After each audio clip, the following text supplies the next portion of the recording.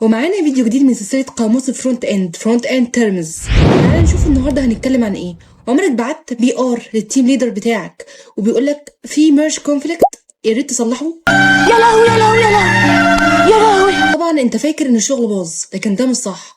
الميرج كونفليكت بيحصل لما يكون انت وحد معاك في التيم بتشتغلوا على نفس الفايل، فلما تيجي تبعت بي ار فالجيت مش عارف ياخد شغلك ولا شغله، فبيقول في كونفليكت. في اتنين يشتغلوا في نفس الفايل في وقت واحد، بيبقى عندك 3 اوبشن: يا اما تاكسبت الشغل اللي انت عملت له ميرج اللي هو الشغل الجديد، يا اما تاجنورت وتخلي الشغل القديم، يا اما تاكسبت الشغل القديم والجديد.